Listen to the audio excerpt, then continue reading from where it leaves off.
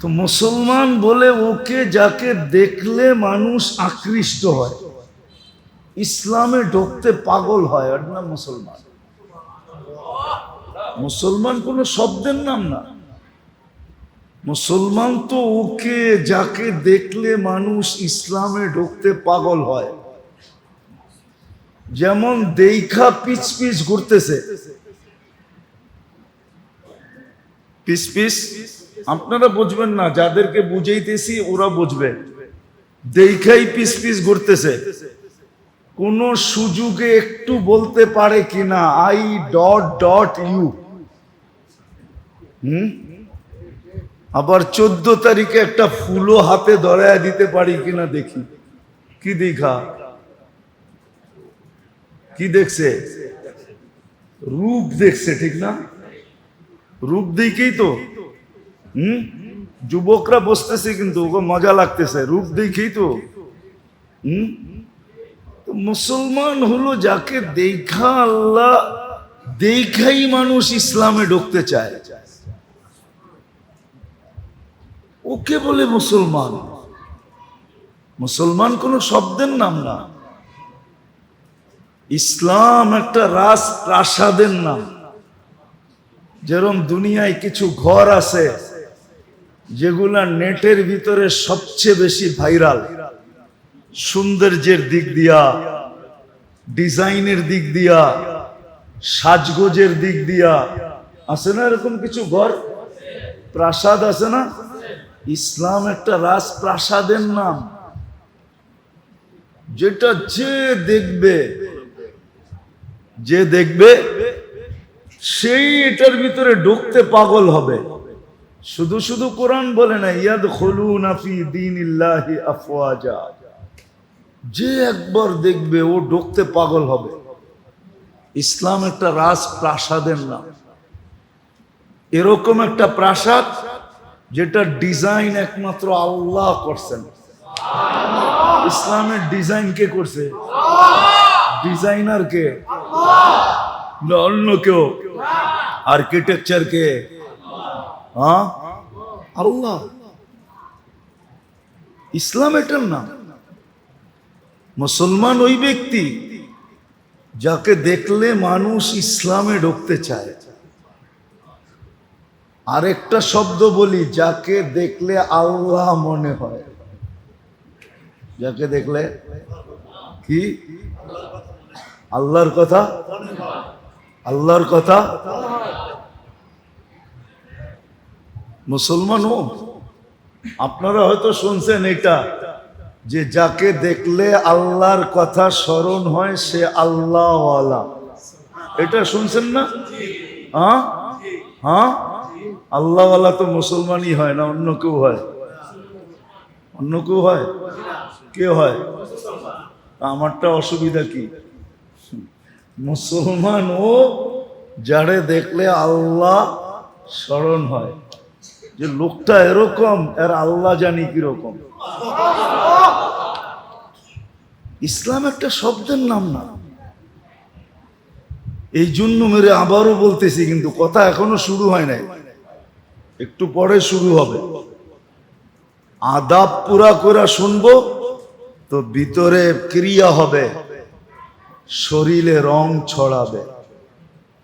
আজকে আফসোস তো এটাই, আফসোস তো এটাই, যাকে দেখা আল্লাহ চিনা যেত, যাকে দেখা আল্লাহ স্মরণ হইতো, যাকে দেখা আল্লাহ চিনা যেত, যাকে দেখা আল্লাহর পরিচয় পাওয়া যেত, যাকে দেখা আল্লাহর সন্ধান পাওয়া যেত, যেই ইসলাম দেখলে রাজপ্রাসাদ পর্যন্ত হার মাইনা মানুষের ভিতরে ঢুকতে পাগল হয়ে যেত, আজকে সারা দুনিয়া ওই মুসলমানের উপরে আঙ্গুল উঠায়। আফসোস তো আমার এইখানেই, কিন্তু আমার কাছে তো ভাষা নাই, জাদু নাই। যদি থাকতো এরকম, তাহলে আমি দুনিয়াকে বুঝায় ছেড়া দিতাম যে মুসলমান কি জিনিস আর ইসলাম কি জিনিস। কিন্তু ভাষাও নাই, জাদুও জানি না। আজকে মুসলমান দেখা মানুষ আঙ্গুল উঠায়, ঠিক না? না উঠায় না? উঠায় না? সবচেয়ে বেশি দুনিয়ার আঙ্গুল কার উপরে? হ্যাঁ, বিজাতি তো উঠায় উঠাই, এমনকি মুসলমান পর্যন্ত মুসলমানের উপরে আঙ্গুল উঠায়। বিজাতি তো অন্ধ হয়েছেই, এমনকি মুসলমানও অন্ধ হয়ে গেছে। আফসোস তো এখানে। অথচ মুসলমান তো ছিল ওই ব্যক্তি যাকে দেখলে আল্লাহ চিনা যেত, যাকে দেখলে আল্লাহ স্মরণ হতো, যাকে দেখলে আল্লাহর পরিচয় পাওয়া যেত। ইসলাম তো ওই ধর্ম, ইসলাম তো ওই ধর্ম। আপনি একটা চিন্তা করেন, পিছনের একটা উদাহরণ দেই। দুনিয়ার কোন ধর্মে এই উদাহরণ নাই যে রমজানের দিন এক ঢোক পানি দিয়া, এক ঢোক, ঢোক বোঝেন তো কতটুক? এক বোতল, ঠিক না? হাফ লিটার, 250, তাও না? কতটুক? এতটুক, ঠিক না? এতটুক পানি দিয়া যে রোজা খোলাবে কোন রোজাদারকে, তার বিনিময়ে আল্লাহ যে পানি পান করাইলো তাকে রোজার পুরা সওয়াব দিবে, জাহান্নাম থেকে মুক্ত দিবে, জান্নাত তার হাতে লেখা দিয়া দিবে। বলেন, দুনিয়ার কোন ধর্ম এই কথা বলতে পারবে? বানায়া বলতে পারবে, ধর্মের কিতাব দেখায় বলতে পারবে না। আমরা 2-4টা কিতাব পড়ছি বিভিন্ন ধর্মের, মেন বুক পড়া দেখছি। বানায়া বলতে পারবে কিন্তু কিতাব খুলা বলতে পারবে না। আর আমরা হাদিস খুলা বলে দিতে পারবো, আল্লাহ রসুল বলছে। ইসলাম তো ওই ধর্ম ছিল, ইসলাম ওই ধর্ম ছিল। মুসলমান ওই ব্যক্তি ছিল যে যাকে দেখলে আল্লাহ স্মরণ হতো, আল্লাহর পরিচয় পাওয়া যেত। আর একটা বললে মনে হয় হুজুর রোষ হইতে পারবে না, মানবে না আমার কথা। যাতে দেখলে ডাইরেক্ট তার ভিতরে আল্লাহ দেখা যেত। আল্লাহ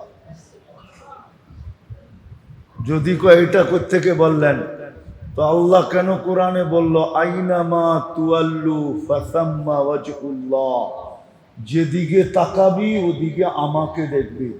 তো মুসলমানকে দেখা ও ভিতরে আল্লাহ দেখতো, যে এটার ভিতরে আল্লাহ বয়ে রয়েছে, ওই যে দেখা যায়। মুসলমান তো ও ছিল, ইসলাম তো ওই প্রাসাদ ছিল। কিন্তু আজকে আফসোস, দুনিয়ার সবচেয়ে বেশি আঙ্গুল মুসলমানের উপরে। আমার আসল কথায় চলে আসছি, 2 কারণে এটা, আর তৃতীয় কোনো কারণ নাই। কথা কিন্তু লম্বা হবে না, 8টার ভিতরে শেষ হয়ে যাবে। 2 কারণে, শুধু 2টা কারণ।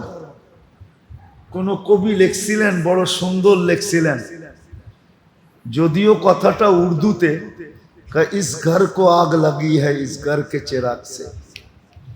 প্রত্যেক ঘরেই আগুন লাগে ওই ঘরের আগুন দিয়ে, ঠিক না? আপনি যদি বলবেন বিদ্যুৎ সার্কিটের থেকে আগুন লাগছে, তো বিদ্যুতের সার্কিট তো আপনার ঘরেই ছিল না, আরেক ঘরের টায়া লাগাই দিয়া ভেঙে গেছে। আমার ঘরের বিদ্যুতের কারণেই তো লাগছে। আমাদেরও দুরবস্থা আমাদের কারণে, অন্যের কারণে না। যদিও আমরা আঙ্গুল উঠাই অন্যের কারণে। যেমন শয়তানও মাঝে মাঝে বলে, একদিন তো দোজখে চিৎকার দিয়া বলবে, শয়তানও কিন্তু একটা সম্মেলন করবে দোজখে। কোরআনে আছে, কোরআনে আছে দোজখবাসীদেরকে নিয়ে শয়তান একটা সম্মেলন করবে, আর কোরা বলবে ইন্নী দাউতুকুম ফাস্তাজাবতুম ফালুমু আনফুসাকুম ফালা তালুমুনি মা আনা বিমুসরিখিকুম ওয়া মা আনতুম বিমুসরিখিয়া। তো একটা সম্মিলন তো করবে, আজকেও শয়তান বলে মাঝে মাঝে, যদিও আমরা শুনি না, শয়তান বলে জুরুম তো খুদ করে লানত করে শয়তা পর। সব তো তোরাই করস, খামাখা আমার উপরে আঙ্গুল উঠাস কেন? তোরাই তো আমারে ফেল মেরা দিছস, এখন তার আমার কিছু করতে হয় না। মোটামুটি এমন শয়তান হইছস, এখন আমিও মাঝে মাঝে লজ্জা পাই যে আমি তো এতগুলা করতে কই নাই। হ্যাঁ, কোরআনে আছে, আমি কোরআন দিতেছি।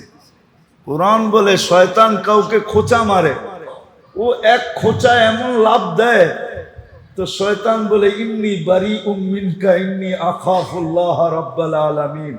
আমি তো এত জোরে লাভ দিতে কই নাই, আমি তোর কাছ থেকে দূরে, আমি তোর পক্ষে না। তো আমরা যতই মানুষের উপরে আঙ্গুল উঠাই, কিন্তু দোষ আমাদের, দোষ কি? অথচ মুসলমান ছিল যাকে দেখলে আল্লাহ চেনা যেত, আল্লাহর পরিচয় পাওয়া যেত, যার ভিতরে আল্লাহ দেখা যেত, আল্লাহর সন্ধান যার ভিতরে পাওয়া যেত, আল্লাহ স্মরণে আসতো, আল্লাহ স্মরণে আসতো।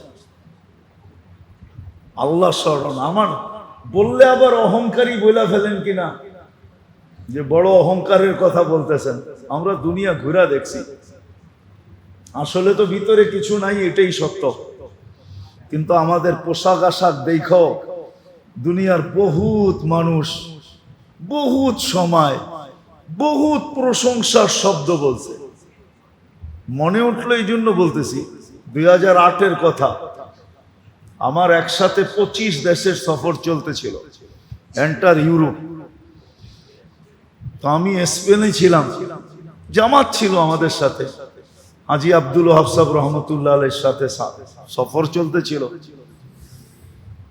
তো স্পেনে কোনো এক জায়গায় একটা ঘাঁটি আছে, যেটাকে আমরা আরবিতে বলি জাবালে তারেক বিন জিয়াদ। যেই পাহাড়ের উপর দিয়ে তারেক বিন জিয়াদ স্পেনে ঢুকছিলেন, যেটাকে আলজাবরা বলে, ওইখান দিয়ে সমস্ত জাহাজগুলা ঢুইকা একবারে ইসরায়েল পর্যন্ত যায়। এই সমুদ্র এইখান দিয়ে ঢুকতে হয়, ইউরোপ থেকে, আমেরিকা থেকে, ওটাকে আলজাবরা বলে। তো আমরা ঢুকতেছিলাম, শিপের থেকে নামার পরে আমাদের পাসপোর্ট নিয়ে গেছে পুলিশে। কয়েকদিন আগে একটা অঘটন ঘটে গেছিল স্পেনে, তো আমাদের পাসপোর্ট সবার নিয়ে নিছে। আমরা যার যার মতে আমলে ছিলাম। তো ঘন্টা খানিক পরে ওইখানের মেইন পুলিশ অফিসার আইসা একজনকে পাসপোর্ট, প্রথম পাসপোর্টটা আমার ছিল, আমাকে দিতে ছিল আর হাসতে ছিল আর বলতে ছিল, তুমি চিন্তিত তো না?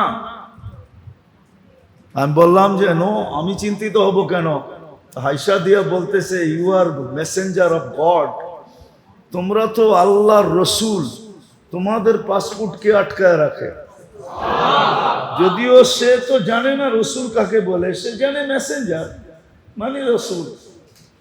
তোমরা আল্লাহর রসুলের মেসেঞ্জার, আমরা তাবলীগের কাজে আসছি। তো সে ডাইরেক্ট মেরা দিছে, you are messenger of God, তুমি তো আল্লাহর মেসেঞ্জার, তোমার পাসপোর্টকে আটকায় রাখে। এরকম প্রশংসার শব্দ দুনিয়াতে হাজারো বার শুনছি। শুধু এই রূপরেখার কারণে,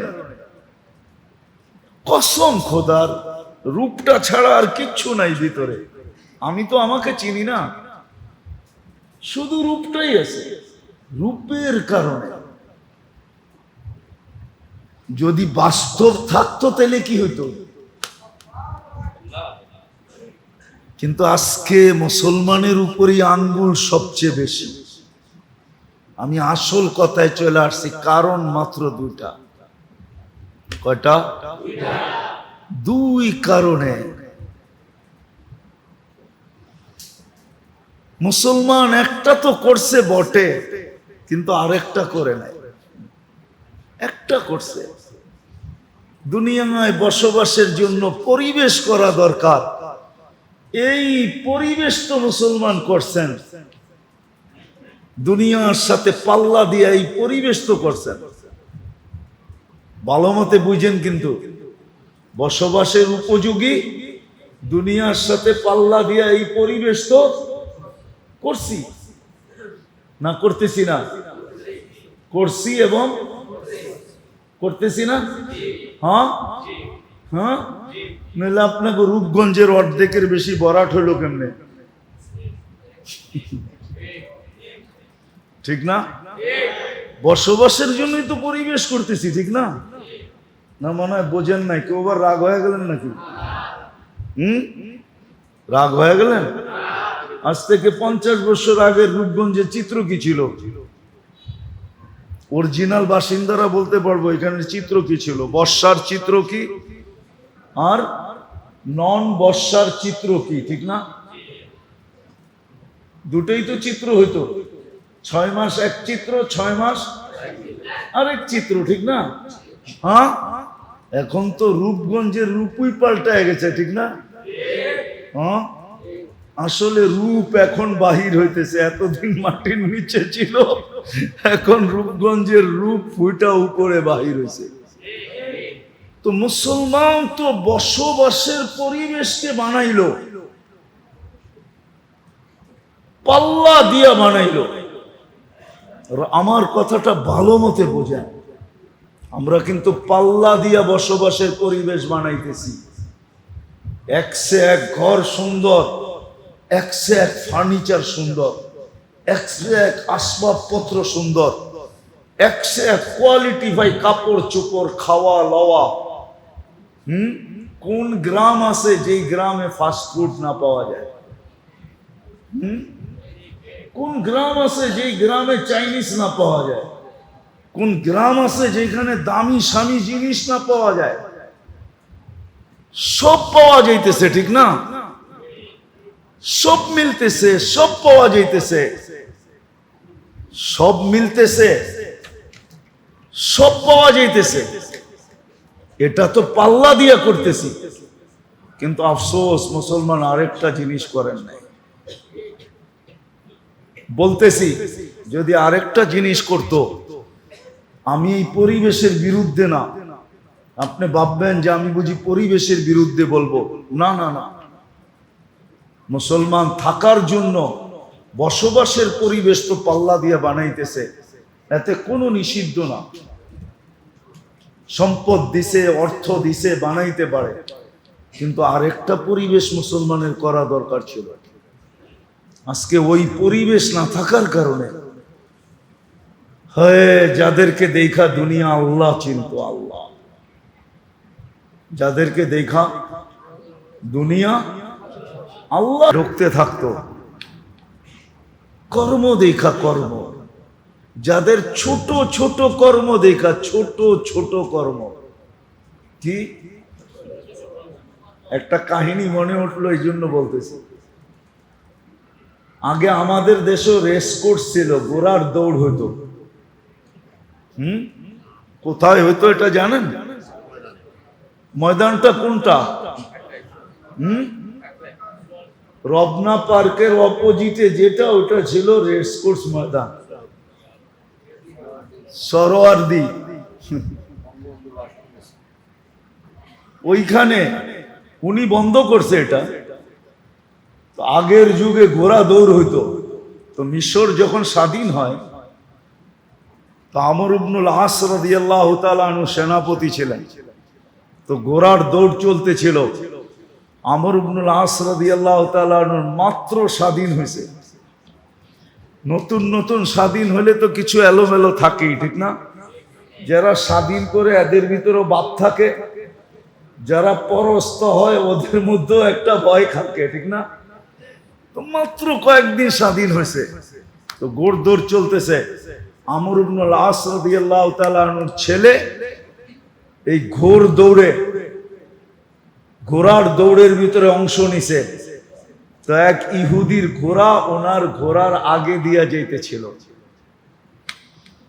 আমর ইবনুল আস রাদিয়াল্লাহু তাআলা আনহুর ছেলে ইহুদির পিঠে ছড়ি দিয়া একটা আঘাত করে দিছে। ঘোড়া দৌড়ানোর লেগে একটা ছড়ি থাকে না? লাঠির মাথায় একটা সুতা বাঁধার মতো একটা গুঠলিয়ালা, ওটা দিয়ে পিঠে টাচ করে দিছে যে কালকে স্বাধীন হলো, আমি গভর্নরের ছেলে, সেনা প্রধানের ছেলে, তুই নাচি না আমার ঘোড়ার পাশ দিয়ে এইভাবে দৌড়ে যাইতেছস, একটু সমীহা করার তো দরকার ছিল তোর। ইহুদির এই আচরণ ভালো লাগে না। ও সিধা মদিনায় আসছে, আয়েশা ওমর রাদিয়াল্লাহু তাআলা আনহুর কাছে অভিযোগ করে দিছে যে আমিও তো একজন প্রতিযোগী ছিলাম, প্রতিযোগী, সেও প্রতিযোগী, আমিও প্রতিযোগী, প্রতিযোগিতার ভিতরে আমাকে বেইজ্জত করা ঠিক হয় নাই। আমি এটার বিচার চাই, আমি এটার বিচার চাই। ওমর রাদিয়াল্লাহু তাআলা আনহু চিঠি লিখছেন আমর ইবনে আস রাদিয়াল্লাহু তাআলা আনহুকে যে তুমিও আসবা, ছেলেকেও নিয়ে আসবা। তো চিঠি পায়া উনি বুঝা ফেলছেন যে কাহিনী মনে হয় কিছু ঘটে গেছে, নাইলে এরকম ডাকা কেন ডাকবে। তো আয়েশা যখন দরবারে ঢুকতেছেন, উনি চিনে নাই, ছেলে চিনা ফেলছে, এটা তো ওই ইহুদি দাঁড়ায় আছে, মনে হয় ওই কিছু অভিযোগ করে দিছেন। তো ঢুকার পরে বলছে ইহুদিকে বলো তোমার অভিযোগ কি। তো অভিযোগ বলার পরে সিদ্ধান্ত শুনাইতেছেন, ওয়াদরিবহু কামা যারাবাকা, তোরে যেরকম মারছে এরকম মার, দরবারের মধ্যে মার। ওয়াখযুলহু কামা খাযালাকা, তোরে যেরকম বেইজ্জত করছে মদিনাবাসী সব সামনে, কারণ ওইখানে তো দরবার বাণী মসজিদে নববীর বারিন্দায় হতো, পুরা মদিনা জমা, যেরকম বেইজ্জত করছে এরকম কর। তো ইহুদি মুস্কি হাসি দিয়া বলতেছে, না মারবো না, বেইজ্জত করব। আমার দেখার বিষয় ছিল, শুনতাম মুসলমানদের আমিরুল মুমিনিন বড় ন্যায় প্রায়ণ, এত ক্ষুদ্র বিষয় নিয়ে এরকম ইনসাফ করবে, এটা আমার ধারণাই ছিল না। হাতটা বাড়ান, মুসলমান হই। কত ক্ষুদ্র জিনিস তাকে মুসলমানে ঢুকায় দিছে। আজকে আমাদের উপরে আঙ্গুল উঠে, সারা দুনিয়া মুসলমানের উপরে আঙ্গুল উঠায়, অথচ আমরা ওদের সাথে প্রতিযোগিতা লাগায়া, যুবক তোমার পায়ে হাত রাখি, তুমি ওদের সাথে প্রতিযোগিতা লাগায় চুল পর্যন্ত কাটো ওদের স্টাইলে, ঠিক না? কাপড় পর্যন্ত পড়ো ওদের স্টাইলে, ঠিক না? বিয়ে শাদী সব ওদের স্টাইলে, ঠিক না? তারপরে তো আমাদের উপরে আঙ্গুল সারাদিন উঠায় না, উঠায় না? বলেন কেন উঠায়? এক যুবক তো নেটে না দেখা চুল কাটে না, সব যুবক তো নেটে দেখা চুল কাটে, সব মেয়েরা তো নেটে দেখা সাজগোজ করে, সব মেয়েরাই তো হাতের মেহেন্দি পর্যন্ত নেটে ডিজাইন দেখা লাগায়, পোশাক পর্যন্ত চয়েস করে নিজের নেটে দেখা, সবকিছু তো এখন নেটের মাধ্যমে হইতেছে। ওদের সাজে তো আমরা 24 ঘন্টা সাজলাম, তারপর তো বলতে পারতো তোরা যখন আমাদের রূপে রূপান্তরিত হয়ে গেছে তোদের উপরে আঙ্গুল উঠাবো না। আঙ্গুল তো উঠাই সুযোগ পাইলে বুলডোজার দিয়া সাইজ করা যায়, ঠিক না? সত্য তো। আজকে আমরা বসবাসে তো ওদের সাথে প্রতিযোগিতা করতেছি, পোশাক আশাকে করতেছি, রূপ রেখায় করতেছি। আমি এটা নিয়ে বিরোধিতা দেখাইতেছি না, কিন্তু হ্যাঁ, শুধু বসবাস উপযোগী বানাইলেই মুসলমানদের যথেষ্ট ছিল না, আরো একটা করণীয় ছিল। আরো একটা করণীয় যদি মুসলমান করত, তাহলে বসবাসের পরিবেশ মুসলমানদেরকে কোনো ক্ষতি করত না। আরেকটা পরিবেশ যদি মুসলমান করত, আফসোস না আমি বুঝাইতে পারলাম না, বুঝতে পারলাম না, বুঝাইতে পারলাম। আসলে সব দোষ আমারই দোষ, আমি বুঝাইতেও পারি না, বুঝিও না। আরেকটা পরিবেশ যদি মুসলমান করত, সেটা হলো বসবাস উপযোগী পরিবেশের সাথে সাথে যদি মুসলমান নিজের পরিবেশটাকে দিনী পরিবেশে রূপান্তরিত করত, দিনী পরিবেশে। দিনী পরিবেশে চ্যালেঞ্জ আমার সাথে, বাংলাদেশের 18 কোটি মানুষের চ্যালেঞ্জ। আমার টুপি সারা দুনিয়ায় যত প্রশংসা কুড়াইছে, এই টুপি চ্যালেঞ্জ কেউ আমাকে দেখাইতে পারবে না যে ওর কোন পোশাক দুনিয়াতে একটা প্রশংসা কুড়ায় আনছে। চ্যালেঞ্জ, আমি মসজিদে বসে বলতেছি, খোলা চ্যালেঞ্জ। আমি 99 দেশ ঘুরা শুধু টুপির যত প্রশংসা কুড়ায় আনছি, টুপির। কেননা অনেক এয়ারপোর্টে টুপি খুলতে বলে চেকিং এর সময়, আমার এই টুপি যত প্রশংসা কুড়াইছে, প্রশংসা। পোশাক তো কুড়াইছে। চ্যালেঞ্জ, কারো সাফারি 100 ভাগ না, 1 লাখের 1 ভাগ পারছে কিনা কুড়াইতে। যে 30 লক্ষ টাকা দিয়ে জুতা পরে, ওর জুতাও কোনোদিন প্রশংসা কুড়াইতে পারে না। ওটা তো পায়ে থাকে, লক্ষ টাকার কোটি টাকার হলে কি আসলে পায়ে থাকে কি না মাথায় থাকে? আচ্ছা, যদি মাথায় দিল, কইলো এটার দাম 30 লাখ টাকা, মাথায় দিছি এই জন্য, তো সারা দুনিয়া বলবে পাবনা লয়া যাও, বাপ চক্কর ভালো না। কি করবো? যাও পাবনা লয়া যাও, বাপ চক্কর ভালো না। এখন হয়তো একটু ঢিলা হয়েছে, কয়েকদিন পরে পুলাটাই ঢিলা হয়ে যাবো। হ্যাঁ তো মেরে দোস্ত, শেষ কথার জায়গার দিকে চলে আসছি আমি। আমরা পরিবেশ বসবাসের জন্য তো গড়ছি বটে, কিন্তু আরেকটা পরিবেশ যে মুসলমানের জন্য দরকার ছিল, সেটা হলো দ্বীনি পরিবেশ। কি ওই পরিবেশ গড়ি না।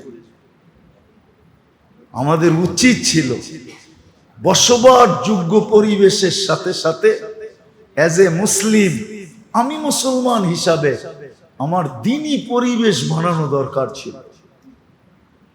তাইলে আমার কথাটা সত্য হতো যে কোন মুসলমানকে দেখা কেউ আঙ্গুল উঠাইতো না। মুসলিম পরিবেশ দেখা মানুষ ঢুকার জন্য, থাকার জন্য পাগল হয়ে যেত, পাগল। যে এত সুন্দর পরিবেশ, এত সুন্দর পরিবেশ, এত সুন্দর পরিবেশ। আমার মনে আছে 2018 কথাই বলতেছি, আমরা ফজর পড়া ফ্রান্সে ইটালি যেতেছিলাম বাই রোড। আমরা ফরজ পড়ছি, ফজর পড়ছি হাইওয়েতে।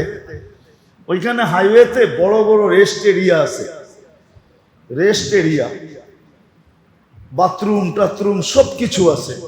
ইচ্ছা করলে গোসল করতে পারবেন, ঘুমাইতে পারবেন, বিশাল বিশাল রেস্ট এরিয়া।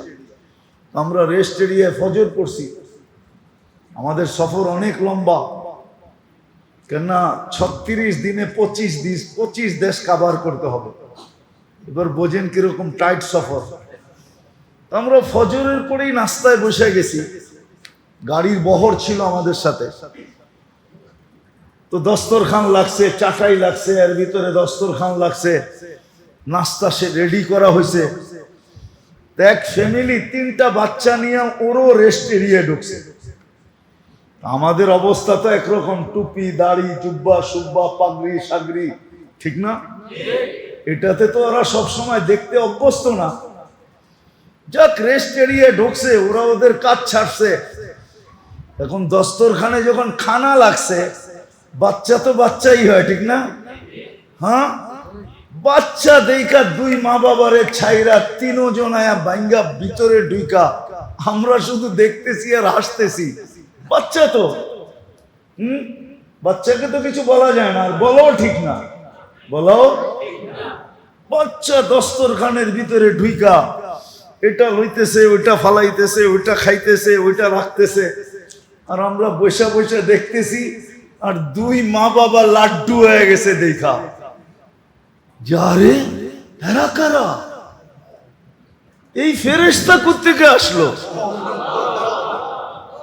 আমাদের দেশে তো এই পরিবেশ নাই। আর বাচ্চারা এরকম করবে, কেউ কিছু বলবে না। এরা তো আরো উৎসাহিত বাচ্চাদেরকে নিয়ে, হ্যাঁ, ওরা মন মতো আধা ঘন্টা এটারে লাড়া চাড়া গাইটা গুইটা সাইটা সুইটা শেষ করে ফেলছে। তারপরে মা বাবা আসছে, আইসা ছেলেদেরকে ডাকছে। এখন ছেলেরা এটা উঠায় ওইটা উঠায়, আমরা কিচ্ছু বলি, দেখতেছি আর মুস্কি মুস্কি হাসতেছি। আমাদেরকেও ভালো লাগতেছে, অরিজিনাল ফ্রান্সিসি, ঠিক না? সাদা বাচ্চা তো, আরো তো বাচ্চা বাচ্চাই। আমাদের মনে হইতেছিল দস্তরখানের ভিতরে মনে হয় ফেরেশতা খেলতেছে। মাসুম বাচ্চা, নিষ্পাপ বাচ্চা। তোরা যা পারছে উঠাইছে, এখন মা বাবা লয়ে গাড়ির দিকে চলছে। তোরা জিজ্ঞেস করলো তোমরা কারা? তো দুবাসীতে পরিচয় হইলো। আমরা বললাম তোমরাও বসো, আমাদের সাথে নাস্তা করো। যাক, ছেলেরা যা নিয়ে গেছে নিয়ে গেছে, কিন্তু অদূর ভবিষ্যতে কি ঘটছে এটা জানি না। কিন্তু এই যে এক দৃশ্য ওরা দেখছে, আমার বিশ্বাস মনে হয় ওরা কখনো না কখনো মুসলমান মনে হয় এতদিনে হয়েও গেছে।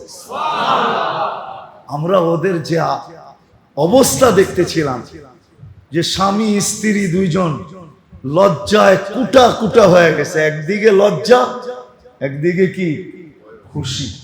না না খুশি যে আমাদের বাচ্চাদেরকে এরা এত আপ্যায়ন করলো, আমরাও তো এরকম কখনো করি না। আসলে তো ইসলামের চিত্র এটাই ছিল।